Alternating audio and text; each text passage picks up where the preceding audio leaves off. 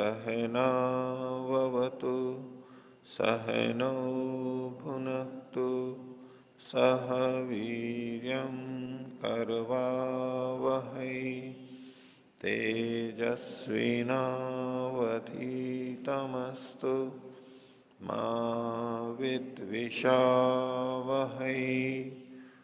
ओम शांति शांति शांति।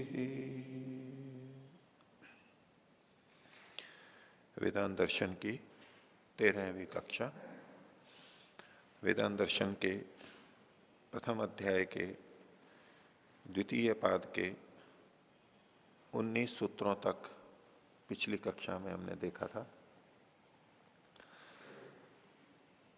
ये दूसरा पाद जहां से शुरू हुआ उसमें परमात्मा ही उपास्य है, इस विषय को लेकर के इन्होंने वर्णन प्रारंभ किया, पिछले पाद से जोड़ते हुए कि परमात्मा का ही कथन सब जगह पर है और वही उपास्य के रूप में स्वीकार्य है। और उसको लेकर के कई अन्य शब्दों का वहां ग्रहण किया कि जो अंदर है वो कौन है, अंतर शब्द से कौन आएगा। अगर परमात्मा को भी अंदर मानेंगे आत्मा के तो वो भी भोक्ता हो जाएगा, भोक्ता का अत्ता का कथन मिलता है। इन सब प्रासंगिक बातों को भी लेते लेते मूल यही कहना चाहते हैं कि वहां उपास्य के रूप में परमात्मा ही है और कोई नहीं है। उपास्य केवल परमात्मा है, ब्रह्म ही है। और इसी बात को ध्यान में रखते हुए इन्होंने आगे का भी वर्णन किया है कि यहां हम परमात्मा का ही ग्रहण करें या जीव का भी ग्रहण कर सकते हैं या प्रकृति का भी ग्रहण कर सकते हैं। जो शब्द प्रमाण प्रस्तुत किए जा रहे हैं उपनिषद के, उनसे दूसरों का ग्रहण क्यों नहीं कर सकते, ये सारी विवेचना बीच बीच में चल रही है, अलग अलग उदाहरण आते हुए। लेकिन लक्ष्य यही है बताना कि परमात्मा ही उपास्य है, उसी की उपासना की जानी चाहिए। तो आगे का पाठ देखेंगे। उससे पूर्व पिछले पाठ में से किन्हीं को कुछ पूछना हो तो पूछ सकते हैं। पूछिए।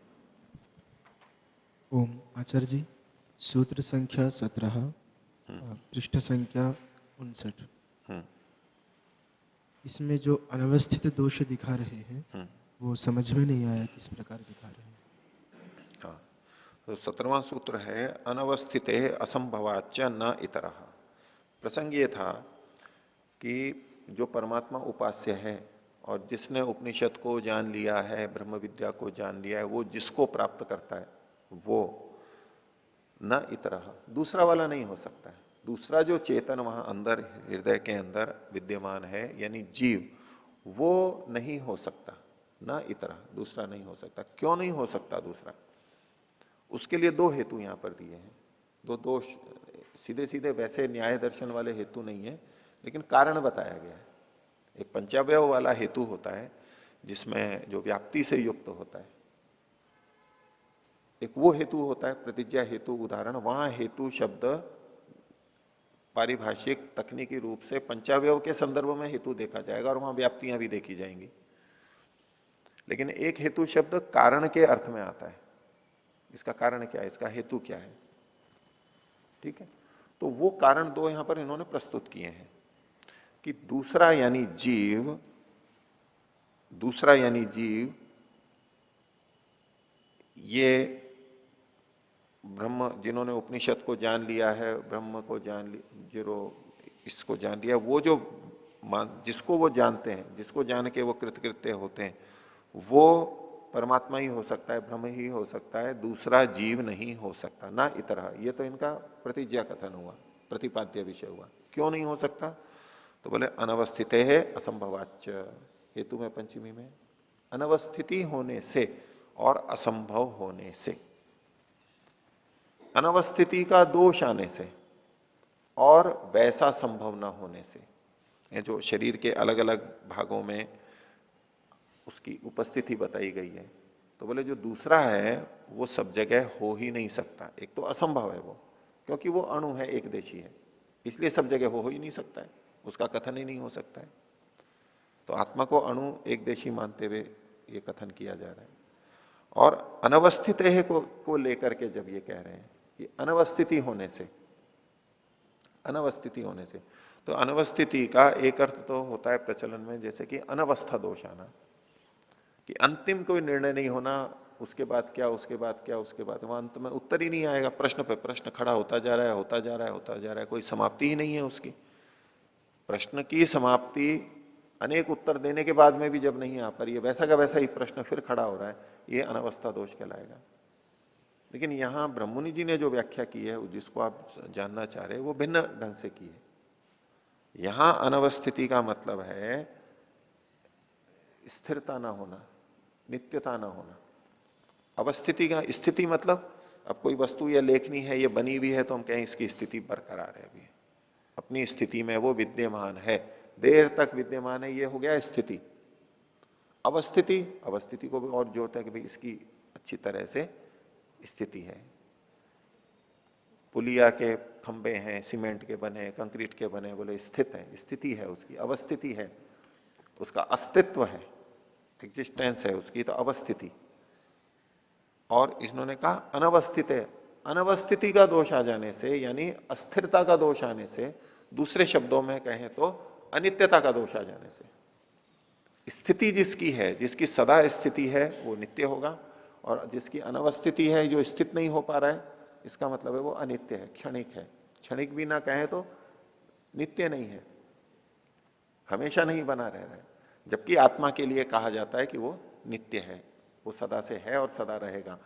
तो अगर आप ऐसा मानोगे कि शरीर के ये जो अलग अलग अवयव हैं, वहां पर आत्मा है, सब में अलग अलग जगह पे, यहां भी वहां भी, तो अनित्यता का दोष आएगा। अब पंक्ति देखिए, इतरह ब्रह्मणो भिन्नो जीव, ब्रह्म से भिन्न जो जीव है वो पूर्वोक्तेषु भिन्न भिन्न शरीरांगेशु, पहले जो कहा गया यानी पिछले सूत्र में शरीर के भिन्न भिन्न अंगों में, अंगेशु अंतर्दृष्टिया लक्षित है, अंतर्दृष्टि से लक्षित है कि वो उनके अंदर विद्यमान है, ये जीव लक्षित किया गया है। ऐसा अगर कोई कहे तो न भवितुम अर्हति, ऐसा नहीं हो सकता या ऐसा नहीं है। क्यों? अनवस्थिते असंभवाच न ही भिन्न भिन्न अंगेशु स्वस्थित्या जीव सकृत लक्षितुम शक्यते। भिन्न भिन्न अंगों में जीव एक साथ लक्षित नहीं हो सकता अपनी स्थिति से, कि कभी यहां दिख रहा है तो कभी वहां दिख रहा है, वो एक समय में कहीं प्रतीत होगा, दिखेगा मतलब प्रतीत होगा। इसलिए इन्होंने लक्षितुम शक्यते, लक्षित इंगित करने के लिए कहा, दिखने के लिए नहीं कहा, यानी ज्ञात होना। जीवात्मा एक ही समय में भिन्न भिन्न अंगों में ज्ञात नहीं हो सकता। क्यों? तस्य एक देशित्वात्, उसके एक देशी होने से। ये जो वाक्य लिखा है ये तो अभी इन्होंने भूमिका बनाई है, अनवस्थिति दोष को बताने के लिए भूमिका बनाई है कि जीवात्मा एक देशी है, इसलिए एक समय में तो एक ही जगह रहेगा, सकृत शब्द के कारण से दो जगह एक साथ नहीं रह सकता है, कोई भी वस्तु नहीं रह सकती, जीव भी नहीं रह सकता। आगे, नो चेत, यदि ऐसा नहीं हो तो तर्हि कस्मिश्चित नष्टे अंगे, अगर जीव एक देशी ना हो और इन सब अंगों में हो तो नो चेत, तो कस्मिश्चित नष्टे अंगे तस्य नाशः स्यात्, उसका भी नाश हो जाएगा। अगर जीव यहां भी है, वहां भी है, वहां भी है, ऐसा मानते हैं, तो एक अंग के नष्ट होने से उस अंग में स्थित जो जीव है, जीव का अंश है, वो भी नष्ट होगा। एक जगह के नष्ट होने से वो भी नष्ट होगा। क्योंकि जब ये कहते हैं नष्ट होना, मतलब क्यों कह रहे हैं इसको, कि मान लीजिए एक हाथ कट जाता है शरीर से, पहले यूं देखिए कि शरीर के हाथ पांव सिर जो भी हैं, इस पृष्ठभूमि में क्या बनेगा कि प्रत्येक अंग में जीव है, क्योंकि उपनिषद में वैसा वर्णन किया गया। अब वो जीवात्मा है, नहीं चेतन है उन सब में, वो जीवात्मा है या परमात्मा है ये तो अभी विचाराधीन चल रहा है। यदि जीव उन सब अंगों में कहा जा रहा है, उपनिषद के वचनों में यदि कहा जा रहा है, तो अभ्युपगम से कथन है, तो जीवित शरीर में हम कहेंगे यहां इस हाथ में भी जीव है, इस हाथ में भी जीव है, सिर में भी है, पैर में भी है, इत्यादि हम सब जगह सब अंगों में कहेंगे कि इन सब जगह जीव है, यही कथन बनेगा। यहां तक तो चलो स्वीकार हो जाता है। अब जब हाथ कट गया और इधर पड़ा हुआ है, अब हम क्या कथन करते हैं? अब वो जो कटा हुआ हाथ है उसमें जीव है, ये कथन करते हैं नहीं करते हैं? नहीं करते ना। बचा हुआ जितना है वहां फिर हम कहते रहते हैं कि इन इन अंगों में जीव है, उस वचन के अनुसार देखेंगे तो वो जो कटा हुआ है, कटने से पहले उसमें जीव था और कटने के बाद में उधर पड़ा हुआ है तो अब उसमें जीव नहीं है, तो जीव कहां गया? शरीर तो है, हाथ तो पड़ा हुआ है कटा हुआ, उंगली तो कटी हुई पड़ी है, जीव कहां गया? जो जीव इसके अंदर था वो कहां चला गया? इसका मतलब वहां जो जीव था वो नष्ट हो गया है। तो यदि अलग अलग अंगों में आत्मा को स्वीकार करेंगे तो उस अंग के नष्ट होने पर जीव के भी नष्ट होने का प्रसंग आएगा। और जीव का नष्ट होना मतलब वो अब अनवस्थित है, स्थित नहीं है, अवस्थित नहीं रहा। पंक्ति फिर से देख लिए। नो चेत, यदि ऐसा ना माने तो तरही कस्मिश्चित नष्टे अंगे, किसी अंग के नष्ट होने पर तस्य नाशः स्याद एव, तस्य नाशः स्याद, उसका नाश हो जाएगा। एवं, इस प्रकार से यानी उसका नाश होगा, ये मानना पड़ेगा। तो उस स्थिति में एवं अनवस्थिति दोष प्रसज्यते, अनित्यता का दोष आ जाएगा। वो दीर्घकाल स्थायी नित्यता जो है, सदा रहने वाला, ये नहीं रहेगा, उसका नाश मानना पड़ेगा। इस तरह से इनकी पृष्ठभूमि देख सकते हैं। ये अभ्युपगम से कथन किए जा रहे हैं, इसको आप सिद्धांत पक्ष में नहीं लेना, सिद्धांत पक्ष में नहीं लेना, एक एक अंग में, एक एक अंग में। और ऐसा कोई उल्लेख मिलता नहीं है कि भाई हाथ कट गया तो वो जीव वहां से सुकुड़ करके इधर आ गया या क्या हुआ, ऐसा तो कुछ होता नहीं है। जब आप सब जगह कह रहे हो और इसको तोड़ दिया तो इससे ये सिद्ध करना चाहते हैं कि ये जो अलग अलग अंगों में जिस चेतन की बात कही जा रही है वो जीव नहीं है, वो परमात्मा है। हो गया ये। और असंभवादपि, ये तो इसका आगे लिखा ही है। क्यों? क्योंकि जीव तो अणु परिमाण है, न च बहुषु स्थानेषु स्वरूप तो अवस्था तुम शक्नोति। कोई भी एक देशी वस्तु अणु स्वरूप एक समय में अनेक जगह नहीं रह सकते, ये न्याय से युक्ति से सिद्ध है। तो ये दोनों दृष्टि से अनवस्थित है, असंभवाच्य। तो इससे पता लगता है कि ये जीव को अणुस्वरूप ही मानते थे। हाँ,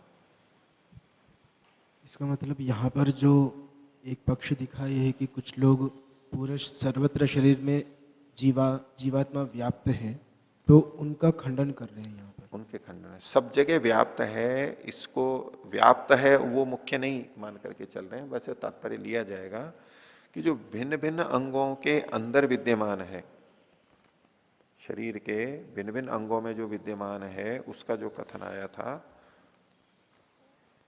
उस कथन से यदि आत्मा का अर्थ लिया जाए तो देखो, जैसे 13वें सूत्र में इस वचन को इन्होंने उद्धृत किया था, बृहदारण्य का वचन था, यह प्राणे तिष्ठन प्राणाद अंतरो यम प्राणो न वेद यस्य प्राण है शरीरम। एक प्राण हो गया। दूसरा कहा यो वाची तिष्ठन वाचो अंतरो, वाणी में रहता हुआ भी वाणी से भिन्न है, तो प्राण भी कहा गया और वाणी भी कहा गया, दो चीजें हो गई। यश चक्षुषी तिष्ठन चक्षुषो अंतरो, चक्षु में रहता हुआ भी चक्षु से भिन्न है, ये तीसरा अंग आ गया। फिर कहा यह श्रोत्रे तिष्ठन श्रोताद अंतरो, अगला अंग आ गया। यो मनसी तिष्ठन मनसो अंतरो, ये अगला अंग यानी इंद्रिय आ गई। यह त्वची तिष्ठन त्वचो अंतरो, त्वचा में रहता हुआ त्वचा से भिन्न है। और यो विज्ञाने तिष्ठन, ये तो आत्मा का आ गया। इससे पहले के जो ये वर्णन आए हैं 5-6, ये सब किस बात के संकेत हैं? इस शरीर के अवयवों के, इंद्रियों के संकेतक हैं। तो जिसके लिए कहा जा रहा है जो वहां रहता हुआ भी उससे अलग है, जो वहां रहता हुआ भी अलग है, ये कथन किसका हो रहा है? ये जो अंतर उपपत्ति सूत्र था, ये अंदर शब्द से, ये तो सिद्धांती तो परमात्मा का ग्रहण कर रहे हैं। लेकिन अगर कोई कहने लगे यहां तो आत्मा भी रहती है, तो उसका एक उत्तर तो इन्होंने पहले दिया था कि स्थानादि व्यपदेशाच, और ये जो स्थूल पृथ्वी आदि कहे गए वहां तो आत्मा रहता ही नहीं है। आप आत्मा को ज्यादा से ज्यादा इन अंगों तक मान सकते हो, बाकी पृथ्वी आदि का जो कथन किया है वहां भी इसी शैली में कहा गया है, तो वहां तो आत्मा नहीं रहता है। तो इससे पता लगता है कि यहां परमात्मा का ग्रहण है। एक दृष्टि से वो उत्तर हो गया। और इस वर्णन से भी हमें पता लगता है कि ये आत्मा को सर्वव्यापक नहीं मानते। तो शरीर के अंगों के अतिरिक्त पृथ्वी आदि भूतों का भी कथन किया गया, जिसके लिए इन्होंने 18वें सूत्र में कहा था अंतर्यामी अधिदैव दैवादिशु तत्धर्म व्यपदेशात। अधिदैव आदि में भी वो विद्यमान है। इससे पता लगता है कि ये जीव तो नहीं है, और इससे हमें पता लगता है कि ये जीव को सर्वव्यापक नहीं मानते थे। अद्वैत वाली एक मान्यता अलग है, और कुछ लोग आत्मा को भी सर्वव्यापक मानते हैं परमात्मा की तरह से। परमात्मा को भी सर्वव्यापक मानते हैं और जीव को भी सर्वव्यापक मानते हैं, और जितने भी जीव हैं उन सबको भी सर्वव्यापक मानते हैं।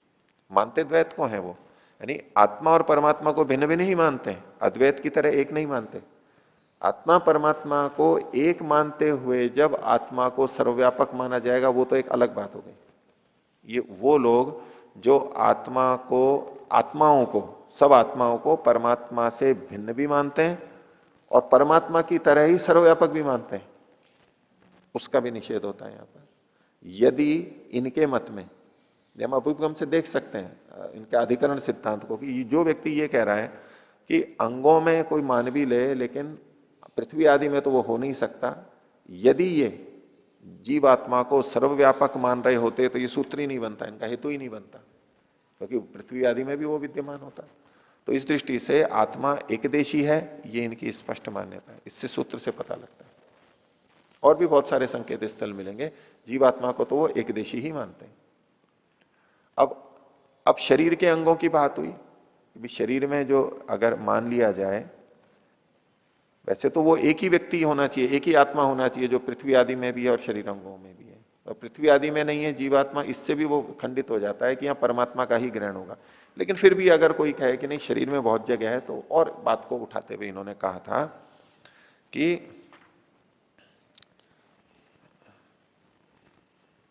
शरीर में अगर आप मानेंगे उस पक्ष में कि पूरे शरीर के सब अंगों में है, अब पृथ्वी आदि को नजरअंदाज कर दिया एक दृष्टि से, पृथ्वी को छोड़ दिया, पृथ्वी आदि को, शरीर के बहुत सारे अंग हैं और उसमें यहां भी कहा जा रहा है, यहां भी कहा जा रहा है, यहां भी कहा जा रहा है, तो ये तो जीव भी हो सकता है, संभावना है ना, परमात्मा भी हो सकता है और जीव भी हो सकता है।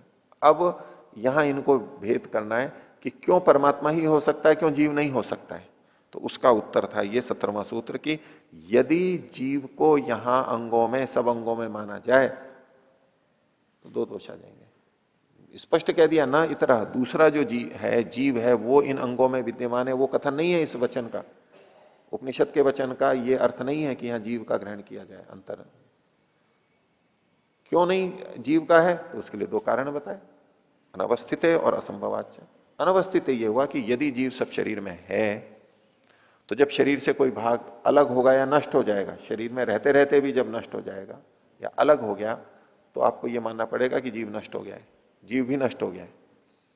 क्योंकि जो कट करके अलग अंग गया है उसको हम यही कहते हैं कि इसमें जीव नहीं है, बाकी में तो जीव कहेंगे, उसमें जीव नहीं है।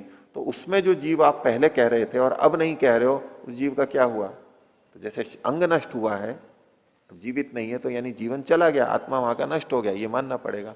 और ऐसा मानेंगे तो जीव की अनवस्थिति का दोष आएगा, नित्यता का खंडन हो जाएगा। ये अनवस्थित है और असंभव इसलिए कहा कि जीव सब अंगों में एक समय में रह ही नहीं सकता, क्योंकि वो अणुस्वरूप है। ये अन्य शब्द प्रमाण के आधार पर सिद्ध किया। हो गया था। आचार्य जी, यहाँ पर जो देख रहे इस तरह से जीव सर्वत्र सभी अंगों में है, तो यदि एक अंग कटेगा तो वहाँ का जीव नाश हो जाता है, इस तरह से अनवस्थित दोष का बता रहे हैं। इसी में योग दर्शन में अंतिम पद में ऐसे ही बात आया था कि जो जीव है वो संकोच और विकासनीय है। यदि उसके अनुसार यहाँ भी देखें, उनका भी लगभग इसी तरह का मत है। वो भी जीव के बारे में आया था या चित्त के बारे में आया था? ये कि ये त्रुटि वहां से उसमें गोष्ठी में भी हुई थी, उसको प्रस्तुत कर दिया, ये संकोच विकासी जीव है उसको। भाई वो तो चित्त के बारे में है और चित्त की भी वृत्तियों के बारे में है, चित्त के व्यापार संकोच विकासी है, वहां तक है। उसके आधार पर कई जने यूं भी कहने लग जाते हैं कि चित्त को देखो इन्होंने संकोच विकासी कहा है, जैसे रबड़ की तरह से इलास्टिक को खींच लेते हैं, ऐसे चित्त भी हमारा ऐसा है, ऐसा भी प्रतिपादन करते हैं उन्हीं पंक्तियों से। वो उसका सिद्धांत का पक्ष नहीं है वो।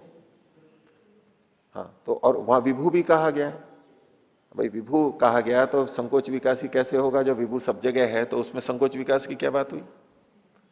विभू का मतलब विशेष रूप से होता है, संकोच विकास उसमें नहीं होता है, लेकिन उसके व्यापारों का संकोच विकास होता है। ये ठीक है, ये सिद्धांत से युक्त बात है। हाँ, इत्ती एक है। हाँ, दूसरे ऐसा मानते हैं, ठीक है, वो तो उदाहरण दिया है, लेकिन वो सिद्धांत पक्ष से भिन्न है, वो स्वीकार्य नहीं है। ठीक है, और किसी को पूछना है? पूछो। 19वां सूत्र आचार्य जी। 19वां सूत्र। उसमें स्मार्तम शब्द से प्रकृति को ले रहे हैं, हम्म। तो कहीं पर ऐसा उदाहरण आया हो कि स्मार्त शब्द से प्रकृति वाचक है स्मार्त? हाँ, हाँ, तो न च स्मार्तम अतत धर्माभिधानात, तो प्रचलन में नहीं, लेकिन इन्होंने तो स्मृति का कहीं हो भी कह नहीं सकते, अपने हमारी जानकारी में तो नहीं है कि इस तरह से स्मार्त का मतलब प्रकृति का अर्थ लिया जाए। इन्होंने प्रकृति का अर्थ कैसे लिया, उतना समझ लेते हैं। न च स्मार्तम नैव कदाचित उपादानत्वेन अंतर्भूतम। स्मार्तम का मतलब है स्मृति प्रतिपादितम, किसी स्मृति ग्रंथ के द्वारा। इन्होंने दोनों अर्थ लिए हैं। स्मृति प्रतिपादितम मतलब स्मृति ग्रंथ प्रतिपादितम। जैसे मानो स्मृति आदि जो शास्त्र हैं उनको स्मृति ग्रंथ कहेंगे, उनके द्वारा कहीं भी उपादान के रूप में नहीं स्वीकार किया गया। न नैव कदाचित उपादानत्वेन अंतर्भूतम स्मृति प्रतिपादितम। अंतर्भूत जो है उपादान के रूप में, जिसका अंतर शब्द से कथन हो गया अंतर्यामी, उस रूप में किसी भी स्मृति ग्रंथ में उल्लेख नहीं मिलता है। ठीक है, एक तो ये जो उपादान है उसको अंतर्यामी के रूप में नहीं, यद्यपि उपादान कारण यानी उपादान द्रव्य किसी भी कार्य के अंदर विद्यमान रहता है। घड़े में मिट्टी रहेगी ही अंदर, कपड़े में सूत्र रहेंगे ही, वो तो अंदर विद्यमान है ही उसके। तो अंदर होते हुए भी अंतर्यामी शब्द से उसका कथन नहीं किया जा सकता। अंदर तो है, लेकिन अंदर रहते हुए वो यमन नियमन नहीं कर रहा है, अंतर्यामी नहीं कहेंगे उसको। तो जो उपादान कारण कार्य द्रव्य के अंदर रहता है, इसमें कोई संदेह नहीं है, अंदर रहता है, लेकिन उस अंदर रहते हुए उपादान कारण को भी अंतर्यामी रूप में किसी भी स्मृति ग्रंथ में नहीं कहा गया है, ये कह रहे हैं। तो एक पहला अर्थ हो गया स्मृति ग्रंथ का। अब इन्होंने उहा करके दूसरा अर्थ किया, यत्वा। दूसरे ढंग से व्याख्या करें, पहले वाली व्याख्या में आपको संतुष्टि है, ठीक है, उतने तक। दूसरी व्याख्या क्या कह रहे हैं, स्मार्त की देखो कैसे व्याख्या कर रहे हैं कि स्मृत्या मनसी समवायित्वेन लक्षितम प्रकृत्याख्यम अव्यक्तम अंतर्यामी इति वक्तुम शक्यते। नैव को जोड़ लेंगे, नैव शक्यते। तो स्मृति से, स्मार्त का तो स्मृति शब्द से, तो स्मृति, स्मृति मतलब हम किसी को याद करते हैं ना, स्मरण करना, स्मृति वृत्ति वाली बात है ये, वो स्मृति ग्रंथ नहीं ले रहे हैं, स्मृति वृत्ति वाली है। तो स्मृति के द्वारा मनसी समवायित्वेन लक्षितम, मन में समवायी के रूप में जो लक्षित किया जा रहा है, समवायी कारण के रूप में जो लक्षित किया जा सकता है, ऐसा मन में समवायी रूप में कौन रहेगा? स्मृति का मतलब अनुमान भी होता है। हम जैसे याद करते हैं, हम कर रहे हैं कि अच्छा इससे ऐसा होगा, इससे यह होगा, अनुमान के अर्थ में भी आता है। तो स्मृत्या मनसी समवायित्वेन लक्षितम, मन में समवायी के रूप में जो ज्ञात हो रहा है, लक्षित हो रहा है, प्रत्यक्ष नहीं हो रहा है, अनुमित हो रहा है। लक्षित हो रहा है मतलब अनुमित हो रहा है, इंगित हो रहा है, अनुमान से होगा वो। कौन? प्रकृत्याख्यम, प्रकृति जिसका नाम है, यानी मूल प्रकृति की तरफ संकेत है ये, कार्य प्रकृति नहीं। प्रकृति नाम का, जो जिसको प्रकृति कहते हैं, तो शास्त्रों में केवल मूल प्रकृति ही गृहीत होती है, उपादान मूल तत्व प्रकृत्याख्यम, और उसी को आगे खोल दिया अव्यक्तम, जो अव्यक्त नाम से कहा जाता है। अंतर्यामी इति वक्तुम ना शक्यते, उसको कोई अंतर्यामी कहे तो यह भी संभव नहीं है। तो यहां स्मृति का मतलब स्मृत्या, स्मृति के द्वारा मन में अंदर उपादान के रूप में जो विद्यमान प्रकृति है उसको भी नहीं होगा।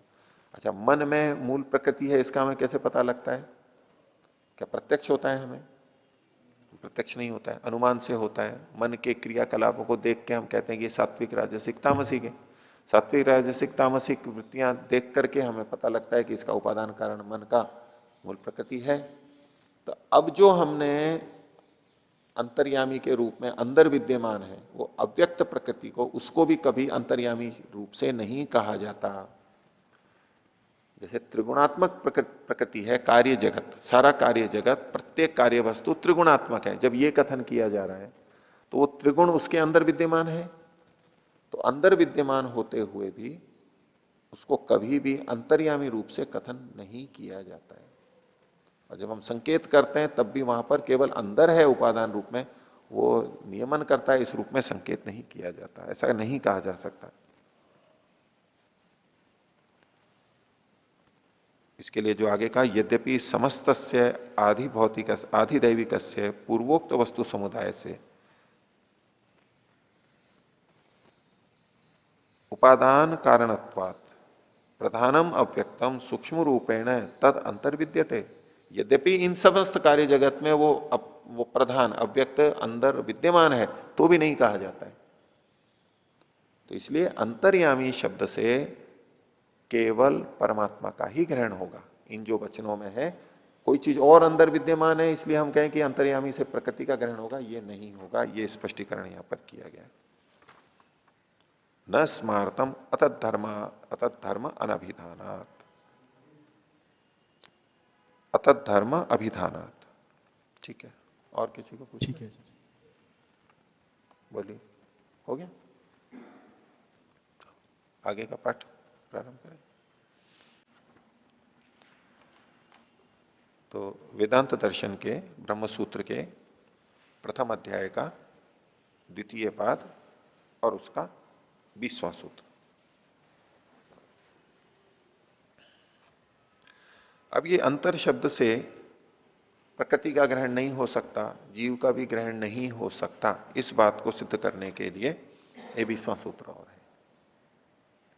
सूत्र है शारीरश्च, यहां पर अल्प विराम लगा लीजिए, एक वाक्य पूरा हुआ। शारीरश्च उभयेपि ही भेदेन एनम अधीयते। शारीरश्च, और ऊपर से न की अनुवृत्ति ली जाती है। शारीरश्च न, शरीर का मतलब है जो शरीर में विद्यमान है, ऐसा वो चेतन, वो भी अंतर्यामी नहीं हो सकता है। अब शरीर में तो परमात्मा भी रहता है, तो परमात्मा तो पूरी प्रकृति में रहता है, सब ब्रह्मांड में रहता है, हमारे शरीरों में भी रहता है। तो अगर पहला जब हम अर्थ करते हैं शारीर, शरीर में होने वाला, तत्र भव, वहां विद्यमान, शरीर में जो विद्यमान है उसको कहेंगे शारीर। अब इससे फिर दो अर्थ निकलेंगे। शरीर में कौन सी आत्मा विद्यमान है? जीवात्मा भी है और परमात्मा भी है, दोनों फिर आने लगेंगे। लेकिन यहां जो शारीरश्च न, शरीर भी नहीं है, इसका तात्पर्य केवल जीवात्मा से संबंधित ही है। क्यों? शाब्दिक रूप से तो जीवात्मा परमात्मा दोनों का ग्रहण हो रहा है। तो ये जो शारीरश्च न, ये कहा जा रहा है कि जो केवल शरीर में रहता है वह नहीं है, केवल शरीर में जो रहता है। अब परमात्मा तो शरीर में भी है और शरीर के बाहर भी है, इसलिए उसको शरीर नहीं कहेंगे। शरीर में रहने वाला जीव, शरीर में रहने वाला आत्मा, जब ये कहा जा रहा है शरीर में रहने वाला, तो ये विशेषण किया गया किसी आत्मा का। और दूसरी कोई आत्मा ऐसी होनी चाहिए जो शरीर नहीं होनी चाहिए, तभी तो विशेषण किया गया। भेदक है ना विशेषण। जो शरीर में रहने वाला है वो अंतर्यामी नहीं हो सकता। जब ये कथन किया गया तो इससे क्या पता लगता है कि दूसरा जो नहीं, जीवात्मा तो निष्कर्ष निकाल रहे हैं हम, मैं वहां तक कैसे पहुंचे जीव? क्योंकि जो एक प्रश्न मैंने उठाया, भाई दूसरा कोई कह सकता है ना, भी परमात्मा भी तो शरीर में रहता है, उसको शरीर क्यों नहीं कह रहे हो आप? शरीर शब्द से आप जीव का ही ग्रहण क्यों कर रहे हो, परमात्मा का ग्रहण क्यों नहीं कर सकते हो? वो भी तो शरीर में रहता है। इसके उत्तर की दृष्टि से बोल रहा हूं। जब ये कहा गया कि शारीर, शरीर में रहने वाला, तो इसका मतलब है दूसरा कोई है जो शरीर में नहीं रहता है। उसी से तो भेद किया, विशेषण जो है वो भेदक होगा, तो दूसरा कोई ऐसा होना चाहिए जो शरीर में नहीं रहता है। अब दूसरा कोई ऐसा है ही नहीं जो शरीर में ना रहता हो, दूसरा परमात्मा है, वो भी सर्वव्यापक है, तो शरीर में तो वो भी रहता है। इसलिए ये अर्थ भी नहीं हम घटा सकते कि जो शरीर में रहता है उसका ग्रहण है और जो शरीर में नहीं, जो शरीर में रहता है उसका ग्रहण नहीं है और जो शरीर में नहीं रहता है उसका ग्रहण है। ऐसी व्याख्या हम नहीं कर सकते, क्योंकि ईश्वर को सर्वव्यापक अलग माना गया है। तो फिर इस वाक्य का कैसे अर्थ लेंगे? नहीं तो ये गलत सिद्ध होगा। तो अर्थ निकलेगा कि शारीर का मतलब जो केवल शरीर में रहता है। अब आत्मा का अर्थ आएगा, क्योंकि परमात्मा है वो शरीर में तो रहता है लेकिन शरीर के बाहर भी तो रहता है। या शारीर का मतलब है जो शरीर में ही रहता है, बाहर नहीं रहता है। अब केवल जीवात्मा का ही ग्रहण होगा। परमात्मा शरीर में रहता है लेकिन शरीर में ही रहता है ऐसा नहीं। शारीर मतलब केवल शरीर, केवल शरीर में रहने वाला। अब ये परमात्मा पे नहीं घटेगा। तो यहां शारीरोश्च जो जीव है वो भी अंतर्यामी शब्द से या अंतर शब्द से गृहित नहीं होगा उपनिषद के इन वचनों में। क्यों नहीं होगा उसका कारण आगे बताए। उभय भी ही भेदेना, दोनों ही यानी दो शाखाएं जो हैं इन वचनों वाली, उनके जो अलग अलग वचन हैं भाष्य में बताएंगे, अभी पहले भी हम उनको देख चुके हैं। उभय भी ही भेदेना, दोनों ही भेद से, एनम इसको, इस अंतर जो विद्यमान है उसको, अधीयते पढ़ते हैं, कहते हैं। दोनों ही उसको भेद से कहते हैं, भेद शब्द से कहते हैं। और उस शब्द के भेद से हमें पता लग जाता है कि यहां पर अंतर का मतलब जीव नहीं है, ब्रह्म ही है, परमात्मा ही है।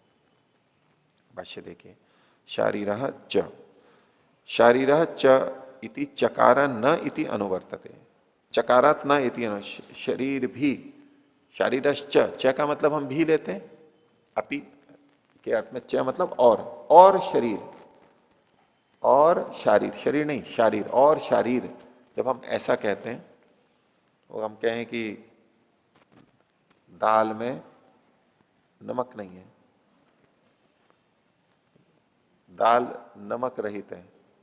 वो कहें कि सब्जी और सब्जी, ऐसा कहा जाएगा तो क्या मतलब निकलेगा वाक्य का? दाल नमक रहित है, क्या है? और सब्जी नमक से रहित है, नमक नहीं है, वो अध्यार साथ में वाक्य में आता है। तो शारीरश्च जब कहा गया तो च से नकार का भी ग्रहण हो गया, ये इन्होंने खोला है। तो च इति चकारात न इति अनुवर्तते, उसकी अनुवृत्ति आ गई।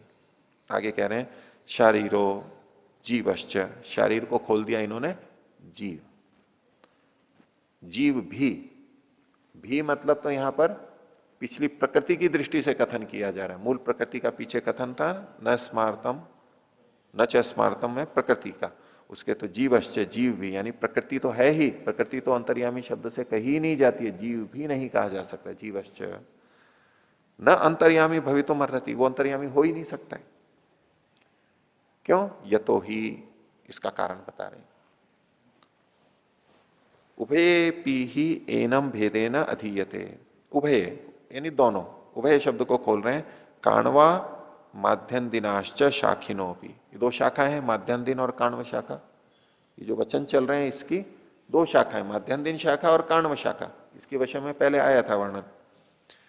उभय पी ही एनम, इसको, एनम को ही आगे खोला, अंतर्यामीणम, अंतर्यामी को, ये जो अंतर्यामी है इस शब्द को, इसको भेदेना, भेद से, किसके भेद से? शारीरात भेदेना, जो शारीर है यानी जीव है उसके भेद से। अधीयते, अधीयते को खोल दिया, पठंती लिखते हैं उनके शास्त्रों में वो वचन मिलता है। यथा ही पृथिव्यादिभ्यो अंतरो भिन्न, जैसे वो पृथ्वी आदि के से अंतरह यानी भिन्न, सो अंतर्यामी, वो अंतर्यामी है। तद्वत शारीरात अपि अंतरह सो अंतर्यामी, उसी प्रकार शारीरात, शरीर में जो रहने वाला जीव है उससे भी भिन्न वह अंतर्यामी है। ये उससे सिद्ध होता है इन दो के वचनों से। वो कौन से वचन है उसको ये आगे बता रहे हैं।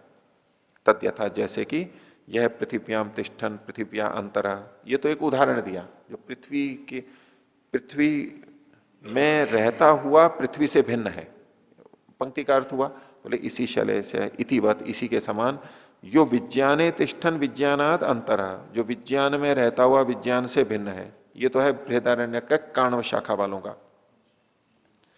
और माध्यन्दिन शाखा वालों में इसी जगह क्या पाठ मिलता है, यह आत्मनितिष्ठन आत्मनो अंतरा, विज्ञान की जगह पे आत्मन शब्द कहा गया। तो विज्ञान शब्द का तो फिर भी कोई दूसरा अर्थ ले सकता था कि भाई कोई ज्ञान है, गुण है, विशेष ज्ञान है, लेकिन यहां पर आत्मन शब्द जब कह दिया गया तो अब विज्ञान का मतलब ही आत्मन ही है, उसी अर्थ को खोला गया है पर्यायवाची के रूप में। तो यह आत्मनितिष्ठन आत्मनो अंतर है इति माध्यन्तिना। तो उभयशाम अपनी सर्वस्मिन पाठे, इन दोनों के सब पाठों में अन्यत सर्वम पृथ्व्यादिकम समानम, पृथ्वी आदि का जितना वर्णन है बिल्कुल एक जैसा है, कुछ भी अंतर नहीं है उसमें। केवलम एकस्मिन वचने विज्ञान शब्दो अपरस्मिन वचने आत्म शब्द, एक के वचन में विज्ञान शब्द है और दूसरी की जगह आत्म शब्द है। आत्म शब्द प्रयुक्त, आत्म शब्द का प्रयोग किया गया है। तो तद इत्थम करणम, ये इस प्रकार से करना, इत्थम करणम को समान इकट्ठा आना चाहिए, ये अलग अलग लिखा हुआ है ना, इत्थम करणम, उसको जोड़ सकते हैं ऊपर से, इत्थम करणम, इस प्रकार से जो किया गया है इनके, ये जो इन्होंने पाठभेद किया, और ये बुद्धिपूर्वक है, ऐसे ही नहीं शाखाओं में यूं ही लिख दिया, एक शब्द को बदला है बाकी सारा जू का तू है। उनकी शैली है कि जिस शब्द के प्रयोग में संदेह होता है कहीं, तो उसकी जगह असंदिग्ध शब्द को उठा के रख देते हैं पर्यायवाची के रूप में, एक शब्द को केवल। उस समय यही भाष्य हुआ करता था, ये भी एक भाष्य है, तरीका है, बाकी सब स्पष्ट है, केवल एक शब्द नहीं पता लग रहा है, उसकी जगह दूसरा शब्द उचित रख दिया तो अर्थ खुल गया, तो यही भाष्य हो गया। सब शब्दों का भाष्य है, अर्थ नहीं करते जैसे आजकल किया जाता है, बस जो अतिरिक्त था, संदिग्ध था, केवल उतने को बता दिया, बाकी सब कुछ जो का तो तद इत्थम करणम, ये जो इस प्रकार से करना हुआ, विज्ञानात्म शब्दयो पर्यायत्वम दर्शयति, विज्ञान और आत्म शब्द की पर्यायवाचिता को बताता है।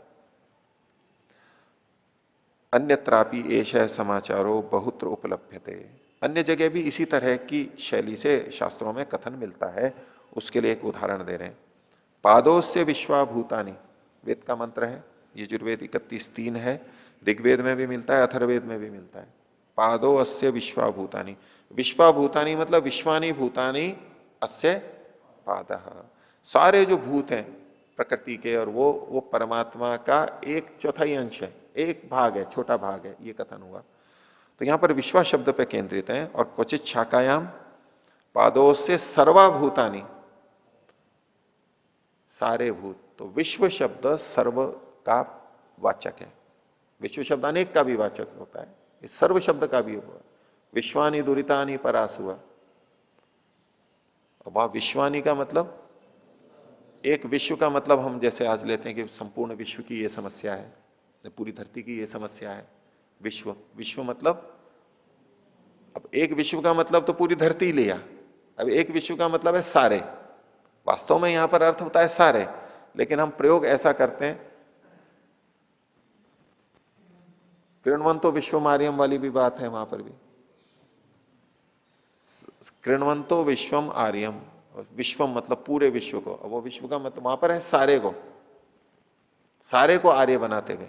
अब वहां विश्व का मतलब क्या लेते हैं, वहां एक साथ में चित्र बना देते हैं पृथ्वी का, ग्लोब का, इसको पूरे विश्व को। तो विश्व शब्द उसके लिए भी आता है, लेकिन विश्व शब्द सर्व के लिए भी आता है।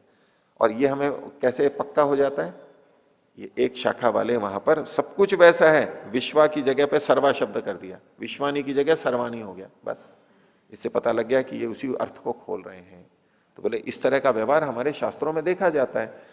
कोई ये आपत्ति करने लगे कि भाई विज्ञान है और आत्मनी है, आप ये जबरदस्ती कौन सी शैली ले आए, बोले नहीं, ऐसी शैली शास्त्रों में है, प्रचलित है, और भी इसके बहुत सारे उदाहरण मिलते हैं, तो यहां भी ऐसा ही हो रहा है। तो अब इससे पता लग गया कि ये जो भिन्न है, अंतर शब्द से कहा जा रहा है, वो जीव तो नहीं हो सकता। यदि जीव ही होता तो ये थोड़ा कथन करते, यह आत्मनितिष्ठन आत्मनो अंतर, आत्मा में रहता हुआ आत्मा से भिन्न है। औरों के लिए कहते रहते हैं, जो आंख से भिन्न है, श्रोत्र से भिन्न है, पृथ्वी से भिन्न है, वो सब कहते हैं, लेकिन आत्मा से भिन्न है वो थोड़ा कहते। ये वाक्य नहीं होना चाहिए था इन सारे वर्णन के अंदर, लेकिन ये वाक्य भी है, और यहां पर आत्मा ही अर्थ है, विज्ञान है, आत्मा है, इससे स्पष्ट हो गया कि यहां आत्मा ही अर्थ है। तो जो आत्मा में रहता हुआ आत्मा से भिन्न है, इससे पता लगता है कि जिस अंदर वाले की बात की जा रही है, वो आत्मा तो नहीं है। जैसे जब कहा गया कि जो श्रोत्र में रहता हुआ श्रोत्र से भिन्न है, तो वो श्रोत्र तो नहीं है, ये पक्का हो जाता है ना। जो पृथ्वी में रहता हुआ पृथ्वी से भिन्न है, इसका मतलब है वो पृथ्वी तो नहीं है कम से कम। तो जब और चीजें हट गई उन सब से ये भिन्न है, और जब कहा गया जो आत्मा में रहता हुआ आत्मा से भिन्न है, इसकी एकदम स्पष्ट उसी शैली से आता है कि ये जो जिसको अंदर कहा जा रहा है वो जीव नहीं हो सकता है, वो आत्मा नहीं हो सकता है, वो आत्मा से भिन्न कोई एक अलग चीज है, और वही परमात्मा है। तो अंतर शब्द का निर्णय कि अंतर शब्द से किसका ग्रहण होगा, इन सब तर्कों से युक्तियों से सिद्ध हो रहा है। तो यहां तक हमने देखा क्वचित शाखायाम पादों से सर्वा भूतानी, इसके बाद में पूर्ण विराम लगा लीजिए। यहां तक इनकी व्याख्या पूरी हो गई सूत्र की। अब आगे जो लिखा हुआ है अत्र सूत्रे करके, ये विवेचना कर रहे हैं शंकर भाष्य की, तो यहां पूर्ण विराम आएगा। अत्र सूत्रे, इस सूत्र में, एनम शारीरम इति यद व्याख्यातम शंकर भाष्य, शंकराचार्य के भाष्य में एनम का मतलब एनम शारीरम ये लिया गया। एनम हम कब करते हैं, जो पूर्व में प्रकृत होता है, सर्वनाम शब्द है, प्रसंग प्राप्त है, उसी के लिए फिर से कथन करने में एनम शब्द का प्रयोग होता है। अब सूत्र की रचना देखिए, शारीरश्च, अब शारीरिक शब्द आ ही चुका है यहां पर। उभयेपि ही भेदेन एनम अधीयते, एनम से किसका ग्रहण करेंगे, तो शरीर का ग्रहण करेंगे, शरीर पीछे आया ही है। इसको किसको, शरीर को। शब्द रचना से दिखेगा ना कि शरीर शब्द पहले आया है। उसको, उसको किसको, राम घर गया है उसको, और उसको किसको, मतलब राम को ही आएगा। सर्वनाम शब्द सन्निहित का ग्राहक होता है। तो प्रथम दृष्टया यहां एनम शब्द से शरीर का ग्रहण होने लगेगा, जैसा कि वहां पर भी भाष्य में किया है, उस पर यह विवेचना कर रहे हैं कि अत्र सूत्रे एनम शारीरम इति यद व्याख्यातम, शांकर भाष्य, एनम के साथ में जो शारीरम जोड़ दिया है इस पर केंद्रित है। तत्खलु अप्रासंगिकम सूत्र शैल्या विपरीतम च, और जोड़ लीजिए विपरीतम च।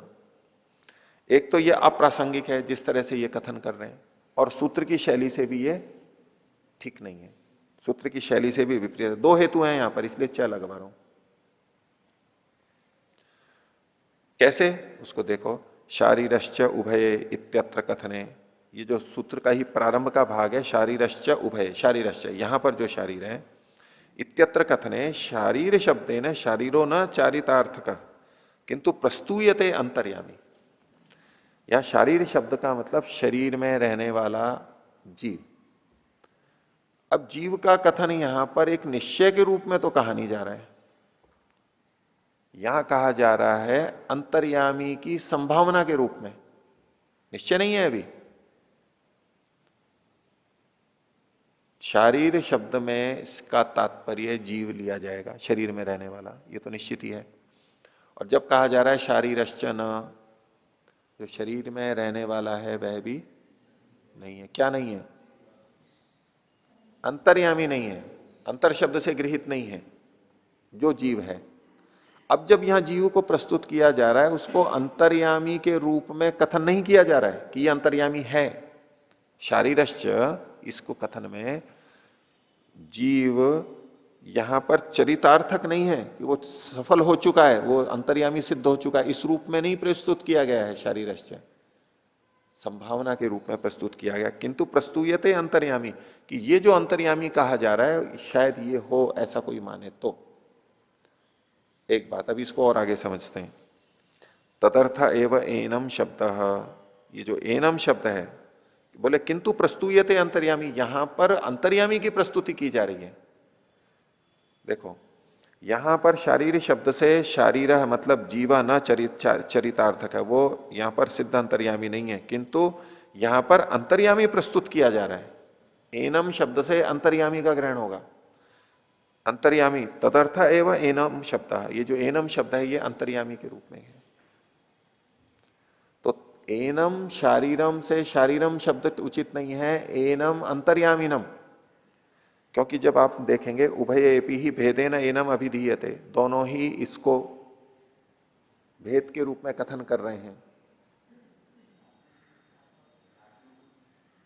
एक अर्थ हो गया, आत्मा को भेद भिन्न शब्द से प्रस्तुत कर रहे हैं, ये इनकी जो कह रहे हैं इनकी बात को समझ रहे हैं। जो एनम शारीरम, शरीर को, शरीर में जो रहने वाला है उसको भिन्न भिन्न शब्दों में प्रस्तुत कर रहे हैं। एक तो विज्ञान और एक आत्मा, इस रूप में। यह अर्थ तो शंकराचार्य जी ने किया है। इनका कहना है कि यह अर्थ ठीक नहीं है। वहां पर उभयेपि ही भेदेन एनम अभिधीयते, इसको मतलब इसको जो अंतर्यामी शब्द से वास्तव में कहा जा रहा है उसको उस जीव से, शरीर से भिन्न रूप में कथन किया जा रहा है। देखो ये जो कहा है इन्होंने, यो विज्ञाने तिष्ठन विज्ञानाद अंतरः, दोनों ही उभयेपि ही भेदेन, भेद से एनम अधीयते, भिन्न रूप में इसको अंतर्यामी परमात्मा को भिन्न, उससे आत्मा से भिन्न के रूप में कहा जा रहा है। तो एनम मतलब इसको यानी तो परमात्मा को, ब्रह्मनि जी अर्थ लेकर के कह रहे हैं। तो देखिए नीचे, तो तदर्थ एवं एनम यतो ही सो अंतर्यामी शारीराद भिन्ना इति तु प्रतिपाद्यम वस्तु, यतो ही सो अंतर्यामी शारीराद भिन्ना, वो जो अंतर्यामी है वो शरीर से भिन्न है, ये तो प्रस्तुति है। इसको भिन्न भिन्न कह रहे हैं। ये शाखा वाला भी परमात्मा को आत्मा से भिन्न कह रहा है, ये शाखा वाला भी परमात्मा को आत्मा से भिन्न कह रहा है, इस रूप में। शारीराद भिन्न इति तु प्रतिपाद्यम वस्तु उभयेषाम शाखीनाम वचनयो अंतर्यामी भेदेन अधीयते इति। इन दोनों शाखियों वालों के द्वारा इनके वचनों में अंतर्यामी भेद से कथन किया गया है। भिन्नता से, अंतर्यामी जो है वो भिन्न रूप में कथन किया गया कि ये उससे अलग है। आगे उपसंहारे मतम अपि इत्थम एवं शंकर भाष्य, और बोले शंकर भाष्य में भी यही मत अंत में कहा गया है।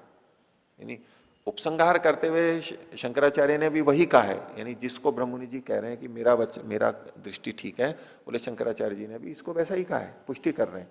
लेकिन सूत्र की व्याख्या के समय में उन्होंने एनम शारीरम कह दिया था। तो उपसंहार में क्या कहते हैं शंकर भाष्य में, तस्मा शारीरात अन्य ईश्वरो अंतर्यामी थी, इसलिए इस शरीर यानी जीव से भिन्न ईश्वर अंतर्यामी है। अंतिम लक्ष्य तो यही है ना इस सूत्र का, कि परमात्मा आत्मा से भी भिन्न है, यह सूत्र प्रतिपादित करता है। और शंकराचार्य जी भी देखो इस पंक्ति को लिख रहे हैं। यूं अद्वैत की बात है अलग से, लेकिन इससे अद्वैत एकदम स्पष्ट खंडित हो रहा है ना। तस्मात शारीराद अन्य है, इस शरीर में रहने वाला जो जीव है उससे अन्य ईश्वर है जो कि अंतर्यामी है। अत्र शंकर भाष्य एनम शारीरम इति व्याख्यानम अयुक्तम एवं, यहां पर एनम के साथ में जो शारीरम कहा है और को कुछ व्याख्या की है वहां पर, वो संगत नहीं है। एनम अंतर्यामीनम ये कहना चाहते हैं यहां पर, ठीक है। जहां उनकी दृष्टि से हम देखना चाहें कि वचन में, उपनिषद के शाखा भेद से वचन में विज्ञान की जगह पे आत्मा, विज्ञाने की जगह आत्मनि, ये जो शब्द आया, उस दृष्टि से देखेंगे तब तो एनम शारीरम ये वहां पर संगत लग जाएगा, उस दृष्टि से कथन करेंगे। लेकिन इन्होंने अलग दृष्टि से इसकी आलोचना की है। ये जो शाखा भेद से इन्होंने कहा था बीच में, पादोस से विश्वाभूतानी और पादोस से सर्वाभूतानी, ये छांदोग्य का वचन है, पादोस से सर्वाभूतानी। हो गया? आगे देखिए 21वां सूत्र, वही अंतर्यामी जो है, अंदर जो विद्यमान है, जो कि उपास्य है। उपासना को तो सब जगह जोड़ते ही चलेंगे, लेकिन अंतर्यामी में चल रहा है। 21वां सूत्र है अदृश्यत्वादि गुण को धर्मोक्ते है, वो अदृश्यत्व आदि गुण वाला है, क्योंकि धर्मोक्ते उस प्रकार के धर्मों का वहां पर कथन होने से। अदृश्यत्वादि गुण कैसे हैं, तो उसको भाष्य में खोल रहे हैं। अध्यात्म ग्रंथ है, आध्यात्मिक ग्रंथों में अदृश्यत्वादि गुणवान स एव प्रकृत है परमात्मा विजय है। अदृश्य आदि गुणों का कथन किया गया है, वचन आगे बता रहे हैं। उससे प्रकृतः परमात्मा विजय है। प्रकृत का मतलब है प्रकरण में जो स्थित है, यानी संदर्भ जिसका, प्रकरण जिसका चल रहा है। प्रकृत का मतलब यहां पर है, प्रकृति अर्थ नहीं ले लेना। स एव प्रकृतः परमात्मा विजय, वो ग्रंथ में कौन सा वचन है अदृश्यत्वादि जहां कथन है, तो तद्यथा, मुंडकोपनिषद का वचन दिया। तत् यत अद्रेक्ष्यम वह जो अदृश्य मतलब जो दिखाई नहीं देता है, ये अदृश्यत्वादि, आदि में तो औरों का है जो दिखाई नहीं देता है। अग्राह्यम जो गृहित नहीं होता है, पकड़ा नहीं जा सकता है। अगोत्रम जिसका कोई गोत्र नहीं है। अवर्णम जिसका कोई रंग नहीं है। अचक्षु जो नेत्र से नहीं जाना जाता, बिना नेत्र वाला है। अचक्षु श्रोत्रम श्रोत्र और नेत्र जिसके नहीं है। तद अपाणिपादम जिसके पैर और हाथ नहीं है। अपाणिपादम के बाद में पूर्ण विराम लगा लीजिए यहां। नित्यम विभुम सर्वगतम सुसूक्ष्मम जो नित्य है, सर्वत्र व्यापक है, विभू है, सर्वत्र है, विशेष रूप से होता है, सर्वगत है, सुसूक्ष्म है, बहुत छोटा सूक्ष्म है। सूक्ष्म सूक्ष्मता मतलब यहां छोटा अर्थ नहीं है, डायलूट है, तनु है, उसमें और सब चीजें रह सकती हैं। तद अव्ययम जो कि नष्ट नहीं होता है।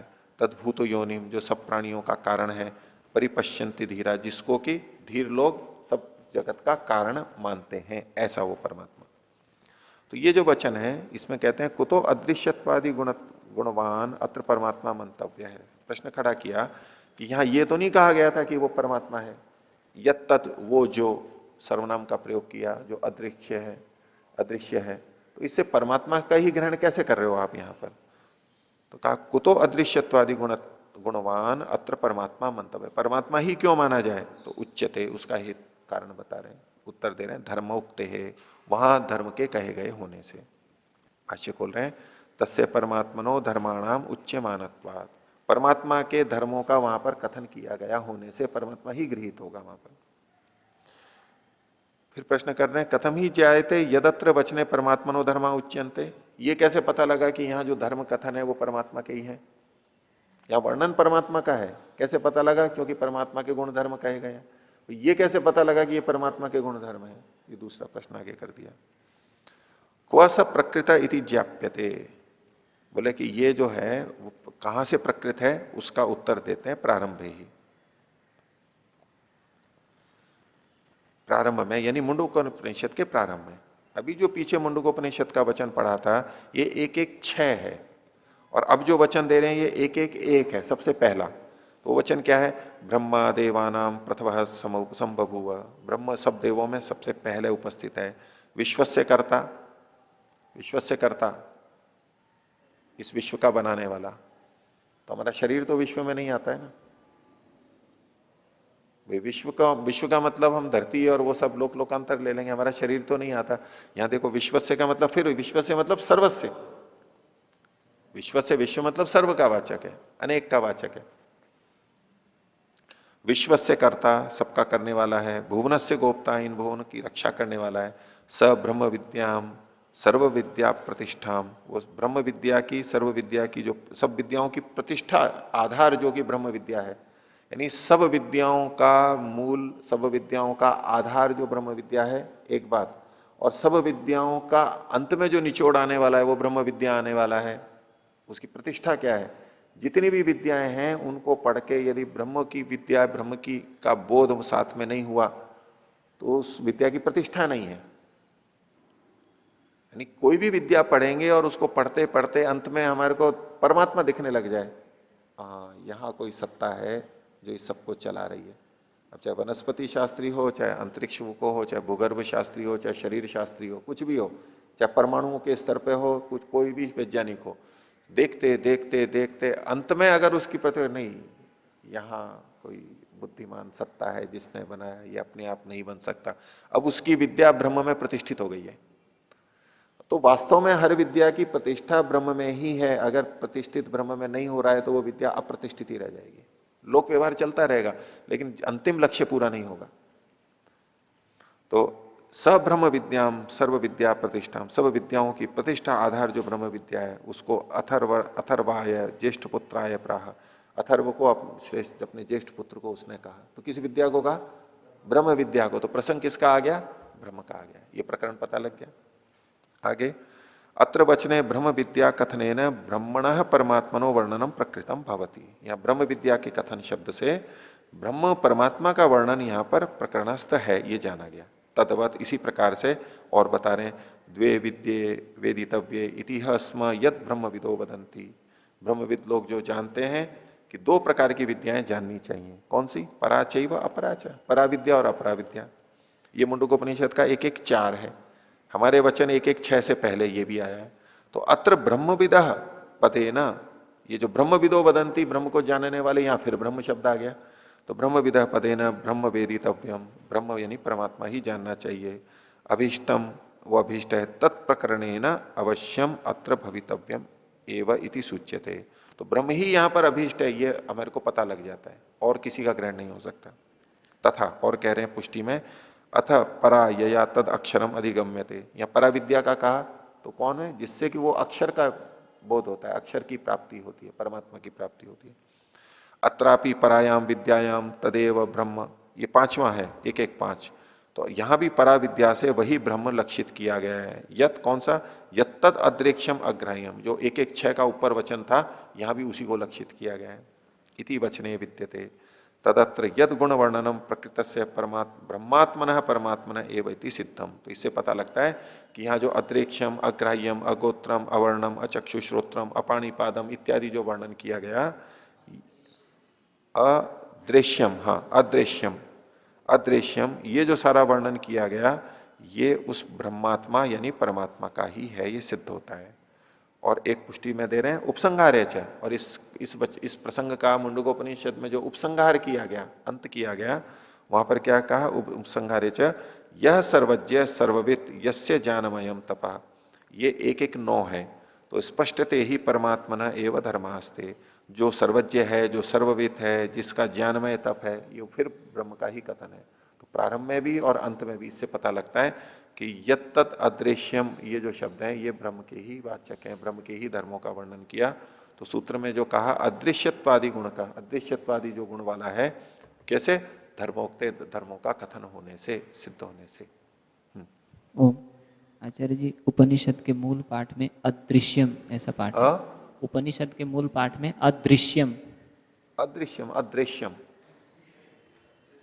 मूल उपनिषद पाठ भेद होगा, पाठ भेद होगा, इसको और देख लेंगे।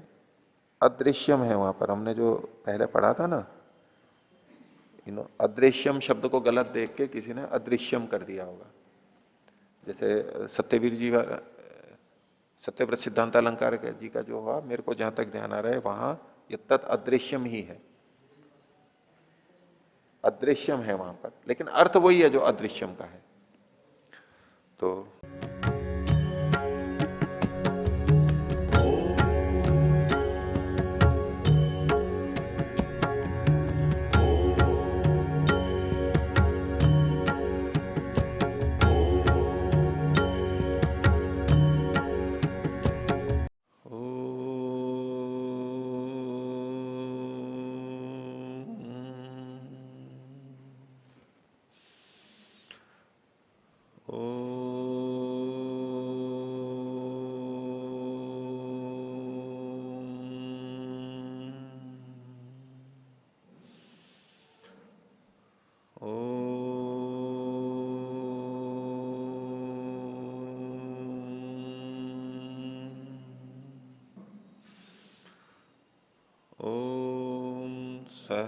सहनावतु सहनौ भुनक्तु सह वीर्यं करवावहै तेजस्विनावधीतमस्तु मा विद्विषावहै। ओ